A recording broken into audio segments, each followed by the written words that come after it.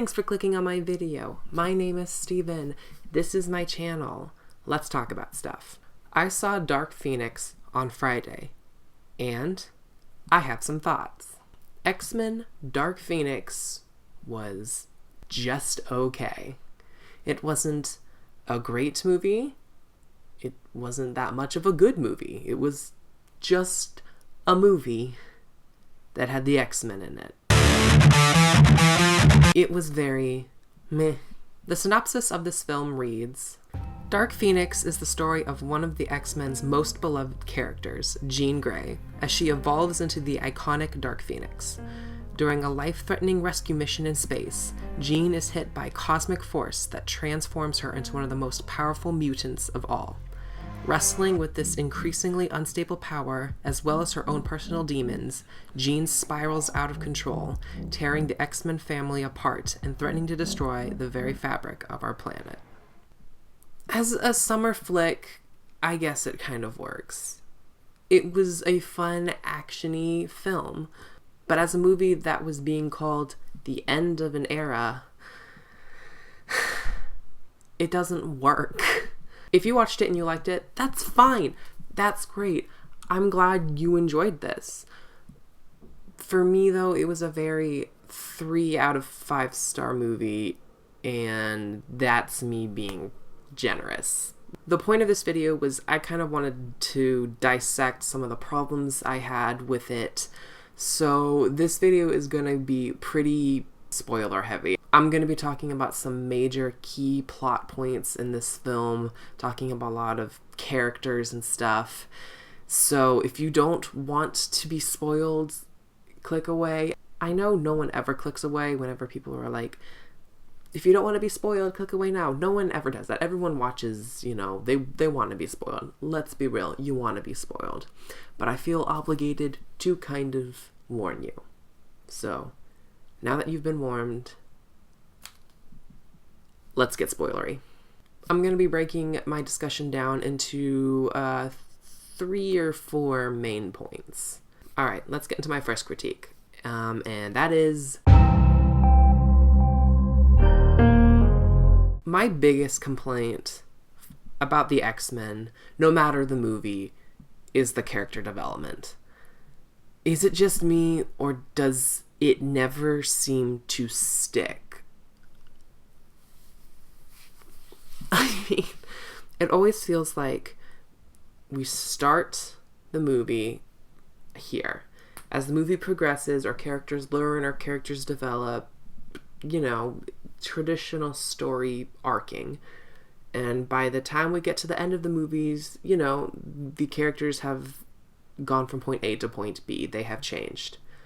Then the next movie comes around and they are pretty much back at point A. I feel like Magneto is like the poster child for this. He always starts off alone, angry, and kind of murderous.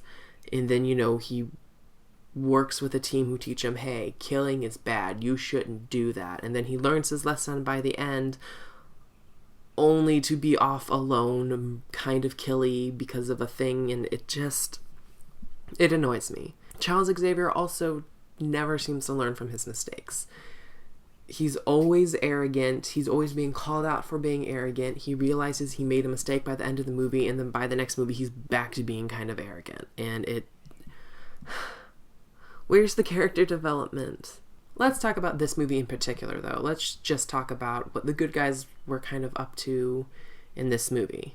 This movie was filled with a lot of characters that really ultimately didn't matter.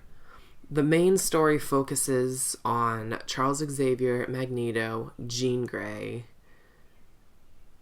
and really that's kind of about it. Those are the 3 main characters, which is fine, you have to have the story focus on stuff, but the other side characters in there just don't matter. You could take Nightcrawler, Storm, those guys out of this movie, and I don't think it would ultimately matter.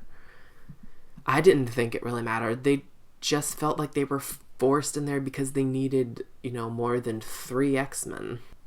I just remembered that Cyclops was in the movie, which is kind of bad because he did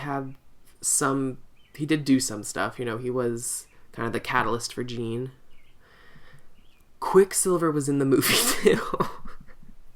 See, I have to struggle to remember who the other side characters were in that movie because they were so inconsequential. They didn't matter whatsoever. I will say that Nightcrawler was pretty cool. We started to see him develop into kind of like a darker side. We see him with knives, killing people. He's kind of getting over being his shy, quiet self. So I think that was cool. I feel Storm was just in there so they could have some semblance of diversity in the group. Like, we've got 3 blue people. Maybe we should add a black person. Well, we only have like 1 black person, so here you go. In the movie, there's just so much wasted character space in there, and it frustrates me because X-Men is a team movie, so where's the team? Moving on to the second part that frustrated me. Alright, so, what was their deal? I have no idea who they are, what they are, and what they wanted beyond the very standard, basic, evil alien from space wants to take over planet and destroy everything plotline. It was so...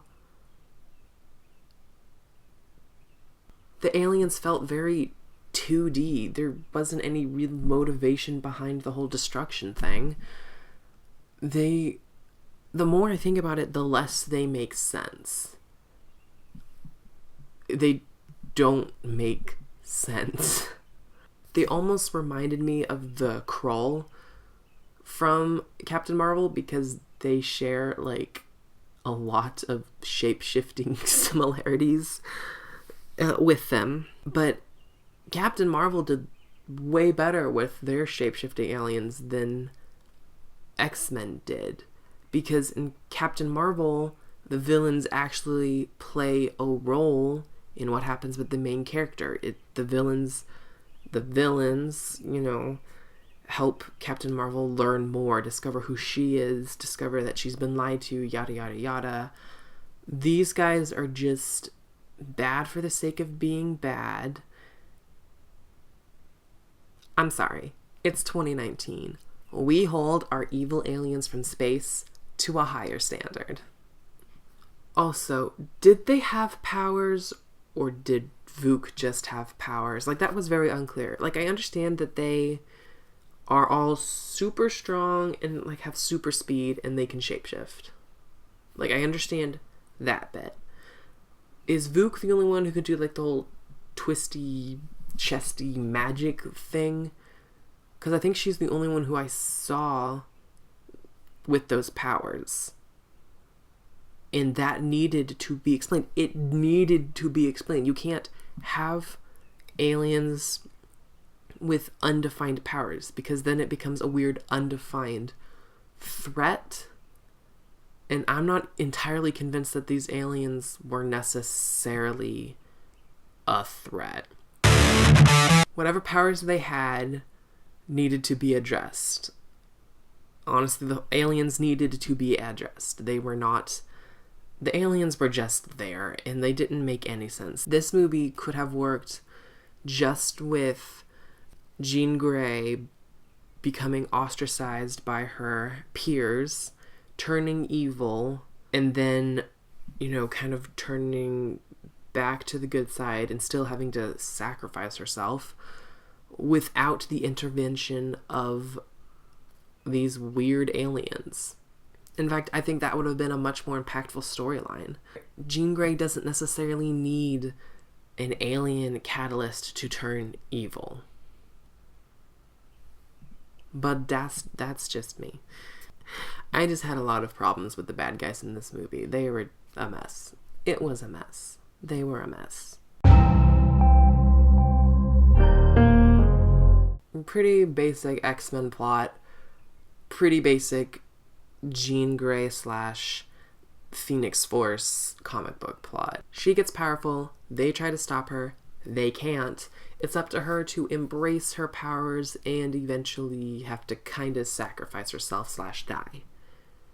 Because apparently there isn't any other way to deal with Jean Grey besides killing her off. For real though, why does she always have to die? Why? Why?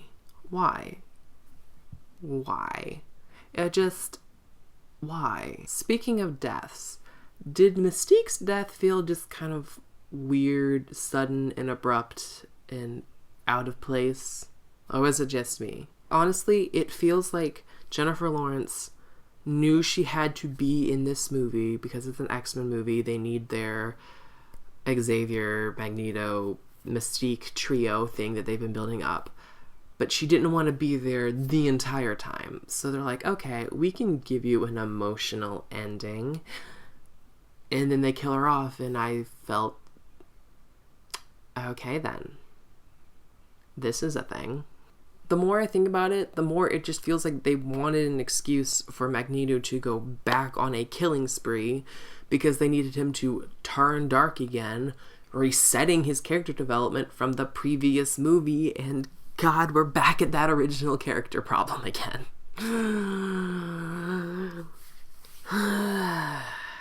I felt like they didn't do a whole lot of wrapping up an era thing. Like, I get, like, we see Hank is now the president of, or the leader, the head professor of the now Jean Grey School for Mutants, which is, cool, that's awesome. But for it being the end of an era, for some reason, I still feel like there's going to be another X-Men movie next summer that's just going to kind of pick up where things left off, because it felt like a very open-ended ending to an era, and not in the Endgame sense. Endgame, once it ended, you knew it was the end of a particular era while still being able to continue on, because that's how the universe is built.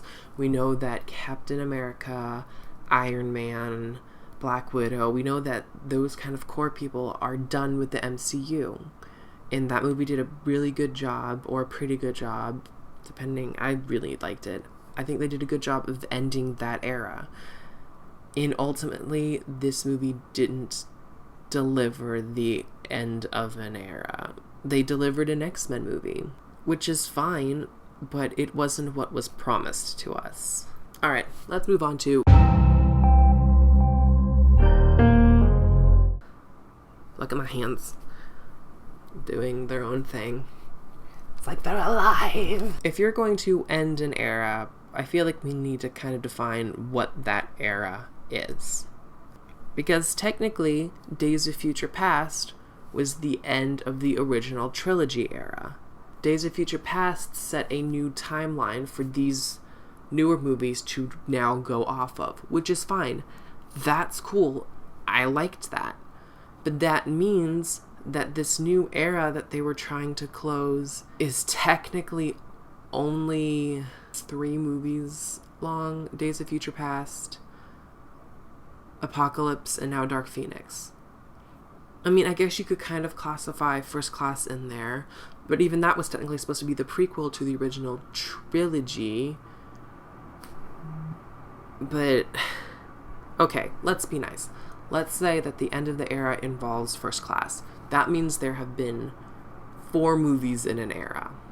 And I think First Class came out in 2011, right? So that's only 8 years, an era of 8 years.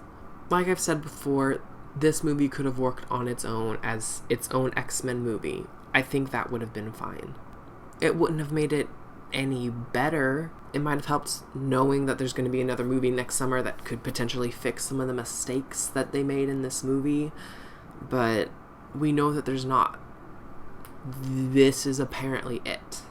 What this boils down to, I think, is that there was not enough of a saga to end. There wasn't enough emotional attachment to these major characters for this to feel like a good emotional payoff. When Apocalypse happened, it really felt like they were starting to build towards that new expanded universe we kind of saw in the original trilogy, where we have our Cyclops, we have our Storm, we have our Jean Grey, and it felt like they could have picked up the torch from the original three, from Xavier, Magneto, and Mystique. It felt like these new kids could pick up the torch from them, and then they could have carried it on for a little bit longer. Like Magneto, the original three didn't need to necessarily be that heavily featured in the other movies. Magneto doesn't always need to be a villain that they're fighting. What were all the reshoots for? I felt like most of the reshoots were probably due to Captain Marvel. If you look at it, there's a lot of similarities in there. Like, there were some shots where Jean Grey is, all dark phoenixy, and she looks a lot like Captain Marvel. And we have shapeshifting it. Like, it's a very Captain Marvel-esque movie, so I'm wondering if they had more of a Captain Marvel turn on it, but then when Captain Marvel came out, they had to kind of reshoot and change some of that. This X-Men movie had a lot of weird, disjointed storylines, bad plotting, underdeveloped characters, and they tried to wrap up something that, at its emotional core, didn't have that much of an emotional core. If you enjoyed this video, give it a thumbs up. And if you enjoyed Dark Phoenix, comment below. What did you like about it? I'm not dissing you if you enjoyed it, because I still had fun. It was a fun summer blockbuster film. It just, as its own standalone movie, and as the end to an X-Men era, I particularly didn't enjoy it. Subscribe if you want to. I post a new video whenever I feel like it, which I never know when I feel like it. Thanks so much for watching. Goodbye.